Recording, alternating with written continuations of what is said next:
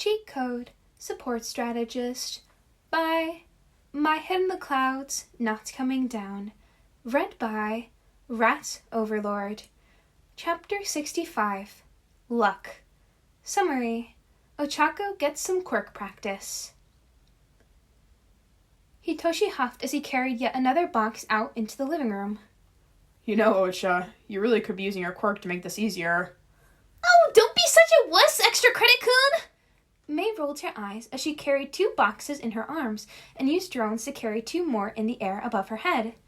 Just think of it as muscle training. Aren't your parents always saying that you need more of that anyways? My adults are monsters. Hitoshi scowled. They've both been pros for like a decade, so they've got 10 years to build that muscle. I've only been exercising for a couple of months, so of course I look like a weakling in comparison to them. Oh, the more reason to lift boxes. Isuku panicked. Ochako, please tell me we're about done with packing. Ochako walked in with 2 boxes of her own, and Hitoshi couldn't even say that she was using her quirk to show off because she taped over her pinky so that she would have just enough energy to teleport all of this to her parents' house. Thank you guys for helping me move. I know it's a lot of work for right after school, but the contract my parents' company is working on this week is for a remodel of an office building, and they want them to work weekend schedules so the construction is less distracting. Now is pretty much the only time they have available to stay at home, and since I kinda need them as anchors... Don't worry about it, Ocha. Hitoshi crossed his arms. I'm sure Power Loader and Netsu are more than happy to have a break from these 2 gremlins. Hey! Isuku pouted. Netsu thinks we're fun! Hitoshi raised an eyebrow. And Power Loader? Somebody's gotta give him gray hairs. It might as well be us. May shrugged. Okay, Gravity Girl, are you ready? Ochako took a deep breath and activated One for All. The lights in the room seemed to dim as the swirling pink and green aurora formed around her. Hitoshi didn't want to look away. There was so much power at her fingertips, and it didn't even faze her. She was so strong. He caught movement out of the corner of his eye and turned to see Isuku smiling at him knowingly. Hitoshi blushed and picked his jaw up off the ground. Why was he so embarrassed? Anyone would admire Ochako. She was amazing. Okay, Izu-kun. May grinned. It's your time to shine! Isuku jumped and stumbled as he hurried to grab his laptop. Okay, so, yep, everything's up and running, so I can track your warps and try to figure out exactly what makes you unique. Okay, so we're weighing the boxes, right? That way we can see how the amount of weight you take with you affects your quirk while testing your limits at the same time. Let's start with some of the small boxes first, since we already know that you don't have any issues with teleporting the small objects, and it'll give us a good baseline for the rest of the project. If you can work up to something heavier, we might even be able to have you teleport us. Ochako nodded, and Shinso picked up one of the boxes and put it on the hanging scale that he was pretty sure was originally meant for fish, but whatever, they'd sanitize it later. This one's about 1 kilogram, Hitoshi announced, tossing the box to Ochako. You realize it's going to take forever to weigh every box, right? Isuku didn't even look up from his laptop. Good science takes time, Hitoshi. We get a lot better data points if we actually know how much extra weight she's teleporting. And we're not weighing all of the boxes, May added. Just most of them. Hitoshi shrugged and sat down on the armrest of the couch, which was currently the only part of it that wasn't completely covered in boxes. Whatever. It's not like you have much stuff anyways. Ochako stuck her tongue out at him and disappeared, making Hitoshi smile. Isuku's computer pinged as it collected the data from her jump, and he typed frantically, doing something that Hitoshi had no idea how to make heads or tails of. It was a minute or 2 before Ochako came back, so she'd probably gotten distracted saying hi to her parents. They must be pretty nice people if they're cool with the whole suddenly being given an extra quirk thing. Hitoshi's own parents hadn't even been cool with his first quirk, so he didn't know how they'd react if he suddenly showed up with a second one that made his brainwashing even more powerful. He shuddered at the thought, but thankfully, by that point, Ochako had reappeared. Isuku looked pleased as he finished his typing bench. Okay, on to the next box. Mineta ground his teeth as he looked down at the street for the umpteenth time. An hour. He knew that stupid support student wasn't at school anymore, so where the fuck was he? Mineta couldn't have missed him, could he? No, he'd gotten enough of a head start that there was no way, unless the kid had taken a different way home, or if he hadn't gone home at all.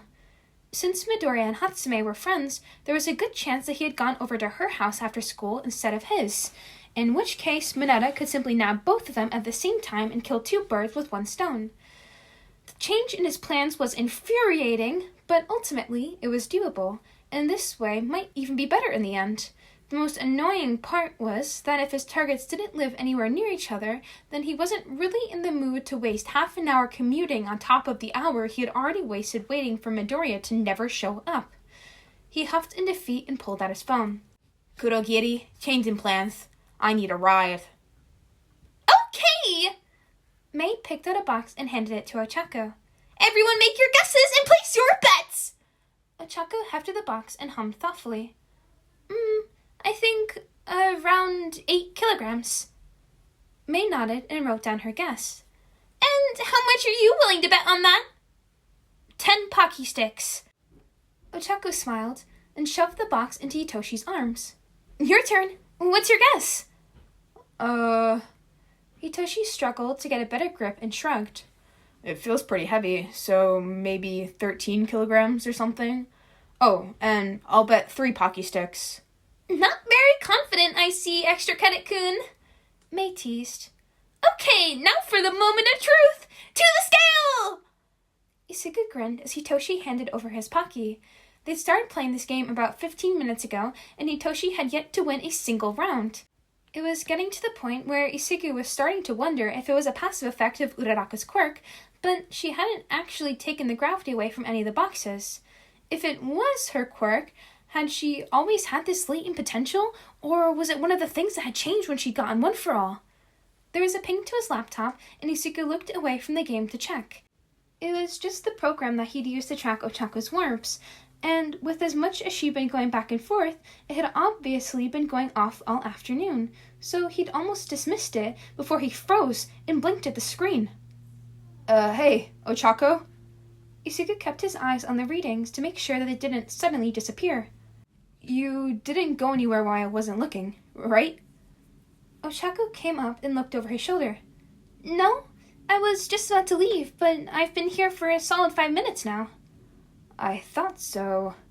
Isuka grinned and popped his knuckles. Which means that the reading I just took was from someone else. This is gonna be fun. They weren't coming. Mineta scowled and threw one of his balls against the wall in frustration. It stuck, obviously, which was somehow much less satisfying than it would have been if it had actually bounced. Mineta growled and stalked away.